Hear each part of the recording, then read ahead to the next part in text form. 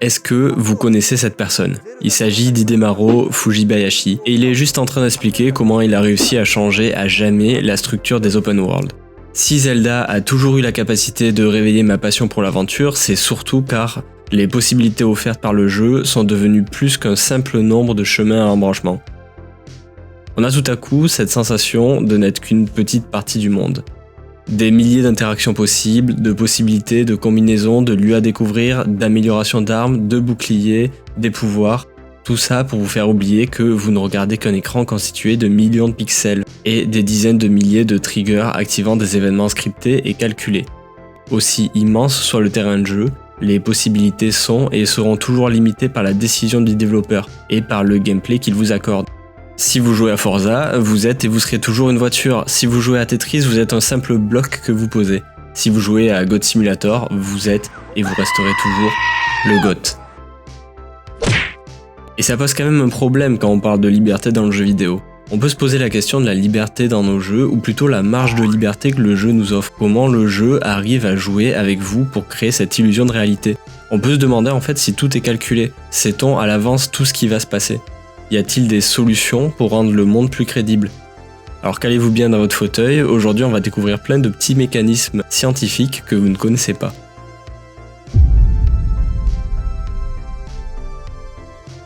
La plupart des jeux sont déterministes. Cela signifie que tous les événements sont directement liés à une chaîne d'événements antérieure. Si dans GTA vous tuez tout le monde, vous allez vite voir les flics arriver. Si vous passez la porte d'un boss dans Dark Souls, la cinématique commencera et le boss viendra vous démarrer. Ce sont deux éléments déterministes. Vous pouvez recommencer 1 milliard de fois en faisant toujours les mêmes actions, vous tomberez sur le même résultat. Dans la vraie vie, ça c'est pas toujours vrai. Gagner 100 balles au casino va pas vous garantir de gagner une deuxième fois la même somme. C'est même plutôt souvent le contraire d'ailleurs. Pour s'assurer que ce soit pas le cas, le casino va lancer un algorithme de RNG, qui signifie génération de nombres aléatoires. Il existe deux manières de générer un nombre avec des algorithmes, les TRNG et les PRNG. TRNG, ça signifie True Random Number Generator, et ça va générer un nombre réellement aléatoire en exploitant des phénomènes physiques imprédictibles, par exemple le bruit thermique, le bruit électronique ou d'autres caractéristiques du monde physique. Ces générateurs produisent des nombres aléatoires qui ne suivent pas de schéma discernable et sont considérés comme vraiment aléatoires. Les PRNG, pour Pseudo Random Number Generator, en revanche, eux, ils produisent des nombres qui sont déterministes, mais semblent aléatoires. Ils utilisent un algorithme mathématique pour générer une séquence de nombres qui semble aléatoire, mais en fait qui est déterminée par une valeur de départ appelée seed, ça veut dire graine en anglais. Avec la même graine de départ, un PRNG produira toujours la même séquence de nombres. Si j'ai une valeur de départ de 10 et que je la passe dans mon algorithme PRNG, la valeur générée sera de 19. Et ce sera toujours 19. Dans les jeux vidéo, on utilise uniquement le PRNG car il offre des bien meilleures performances que le TRNG.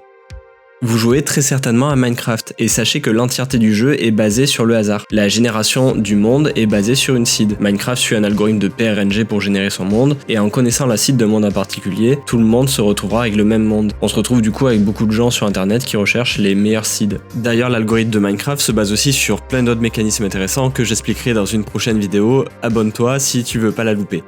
Avoir un algorithme de PRNG, ça peut parfois poser des problèmes. En testant un algorithme PRNG et en comparant la sortie, on peut petit à petit comprendre le fonctionnement et réussir à prédire le comportement du jeu.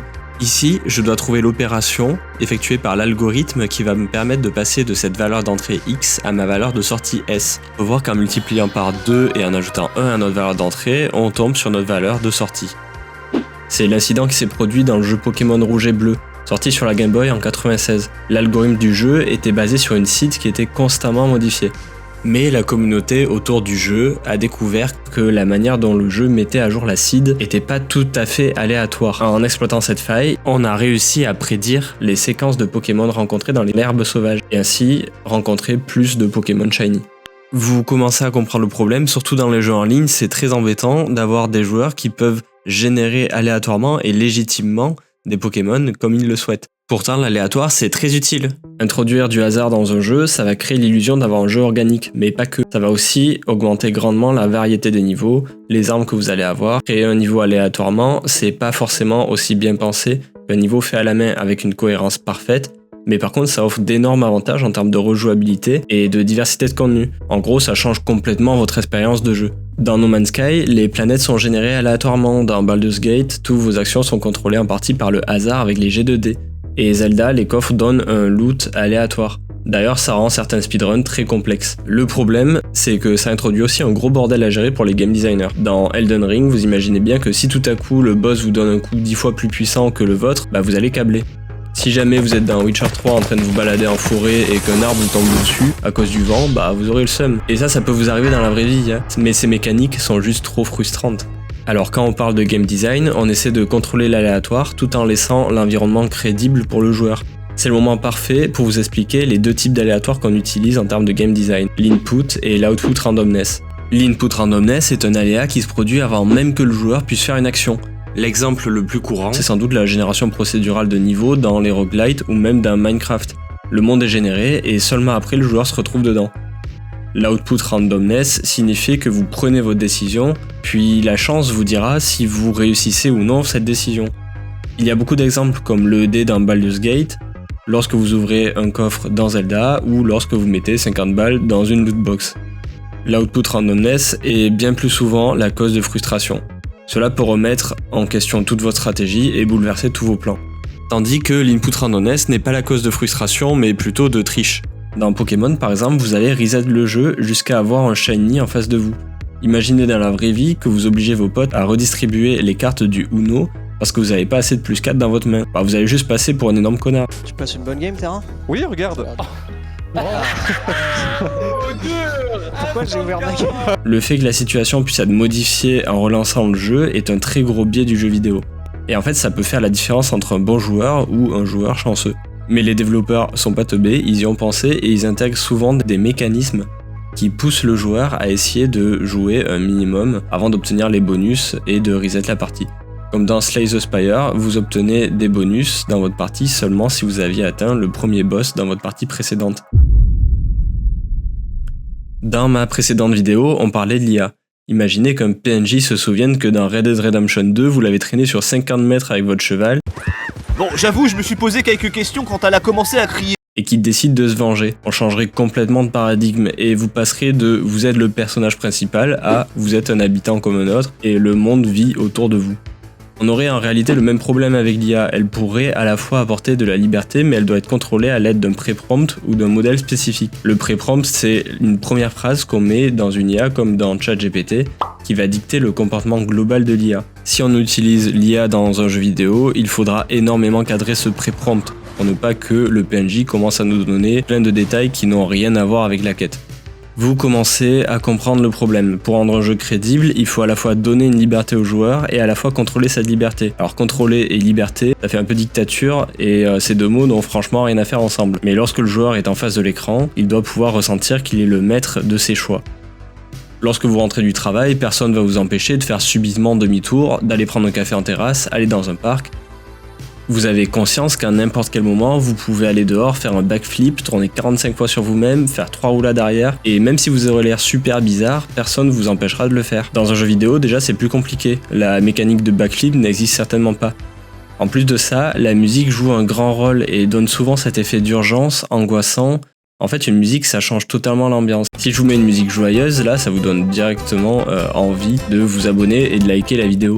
Tandis que quelques notes de piano peuvent suffire à vous donner des frissons, une musique avec un rythme rapide peut littéralement vous faire speedrun le niveau sans même le vouloir. Et en plus de ça, on vous rappelle tous les 2 secondes que vous devez sauver le monde, la princesse Peach ou je sais pas quelle connerie. Sauf dans ce jeu là, Stanley Parable. Quand vous arrivez dans ce jeu, vous savez même pas ce que vous foutez là. Un peu comme si on ne vous avait pas attendu. Vous êtes au bureau, dans une situation totalement semblable à votre vie, sans aucun contexte. Principale différence, vous entendez une voix, un espèce de narrateur, comme si vous étiez dans un film et qui décrit tout ce que vous faites. Alors c'est presque énervant au point que lorsque vous arrivez au premier embranchement et qu'il vous demande de choisir la porte de gauche, vous avez qu'une envie, c'est de lui prouver qu'il a tort et de lui faire perdre son travail. Stanley came to a set of 2 open doors. He entered the door on his left.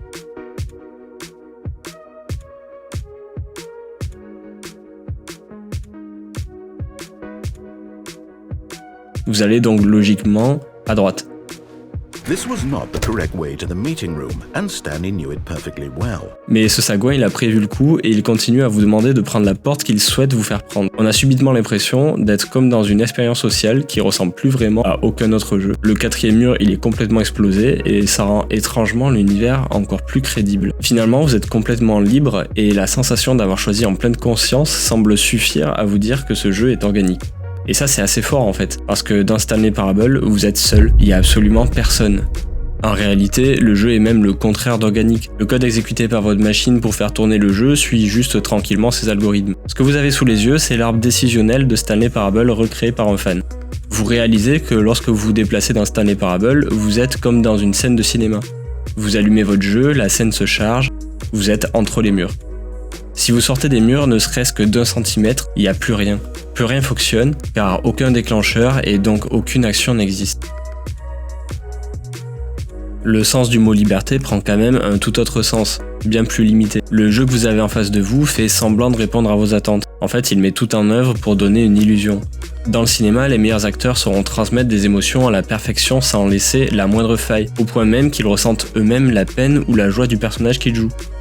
Mais si le cadreur bouge un peu trop la caméra, vous allez voir la Porsche du réalisateur garée devant le studio de tournage.